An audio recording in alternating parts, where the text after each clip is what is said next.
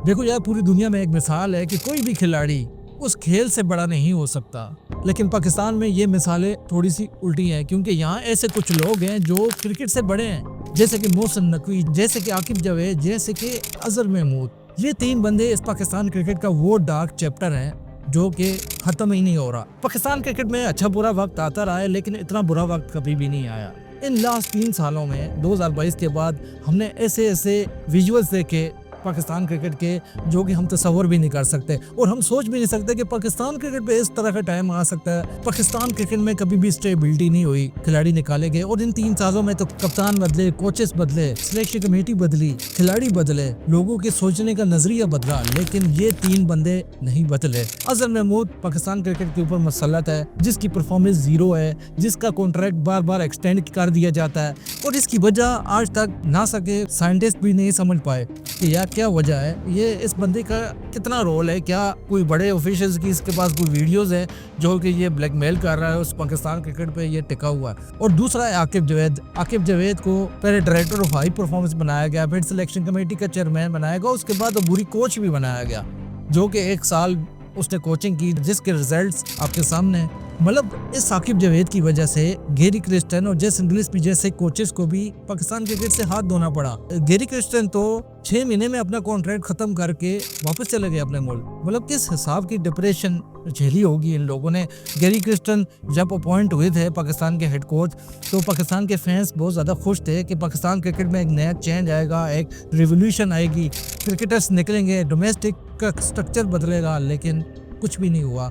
उसके लिए ज़मीन इतनी तंग कर दी गई कि वो बंदा 2 साल के कॉन्ट्रैक्ट पे आया था और 6 महीने में वो बोरिया बिस्तर समेट के अपने वतन वापस चला गया। और जेसन गिलेस्पी को तो कोचिंग से ही नफरत हो गई। मतलब हम सोच भी नहीं सकते कि कोई फॉरेनर कोच है जिसको पाकिस्तान क्रिकेट से इतना लगा हुआ है, उसको इस चीज़ का बड़ा सदमा लगा है, उसको इस चीज़ का बड़ा अफसोस है कि वो पाकिस्तान क्रिकेट को छोड़ के चला गया। और उसने पूरा ब्लेम डाला आकिब जावेद के ऊपर के आकिब जावेद ने पूरी सियासत खेली, पूरा एक माहौल ऐसा बनाया, उसने खुद उस कोचिंग की पोजीशन को संभालने के लिए हम दोनों को साइड लाइन कर दिया। लेकिन इससे आकिब जावेद कभी कुछ नहीं बना। वो बुरी कोच थे, उधर से भी इस्तीफा हो गया, पाकिस्तान क्रिकेट का बेड़ा गर्क करके अभी सिलेक्शन कमेटी में बैठा हुआ है ये बंदा, कुंडली मार गए, जो कि कुछ भी सामने कोई भी प्रोग्रेस सामने नहीं आ रही पाकिस्तान क्रिकेट की। और जेसन गिलेस्पी ने तो बहुत सारे ट्वीट्स किए, उसने पीसीबी के ऊपर इल्जामात लगाए कि इन्होंने मुझे सैलरीज भी नहीं दी। और जब ये छोड़ के गए तो मोहसिन नकवी साहब ने मीडिया में बोला कि हम फॉरेन कोचेस को अफोर्ड नहीं कर सकते क्योंकि इनकी तनख्वाहें भी ज़्यादा होती हैं और ये लोग अपनी मर्जी से काम करते हैं,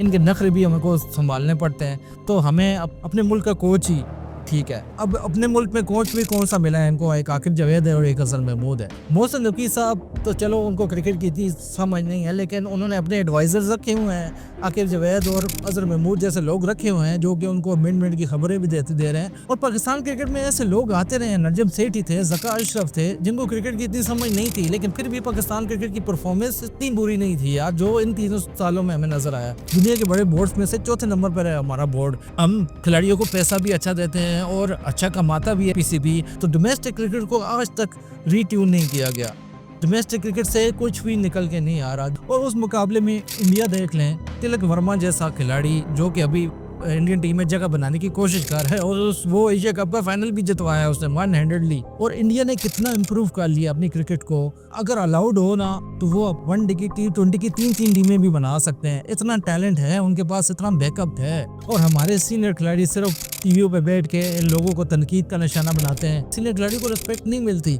ना तो पीसीबी देता है ना तो ये यंग खिलाड़ी देते हैं, क्योंकि इनके मुंह से सिर्फ मजाक और तनकीद ही निकली है। पाकिस्तान क्रिकेट के ऊपर इतना बड़ा डाउनफॉल देखा गया जो कि पहले कभी भी नजर नहीं आया।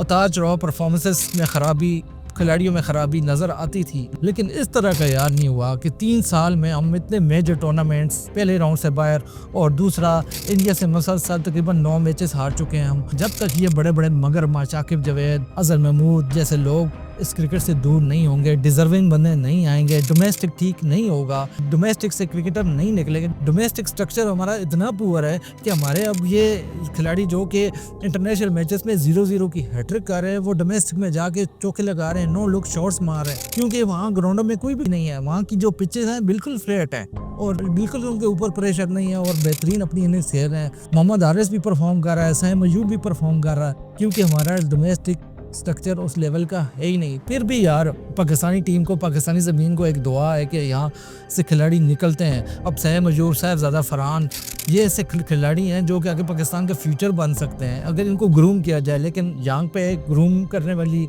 चीज़ है ही नहीं। यहाँ थोड़ी सी परफॉर्मेंस लो, निकालो, अगला डालो। पाकिस्तान हारे जीते से कोई फ़र्क नहीं पड़ता किसी को।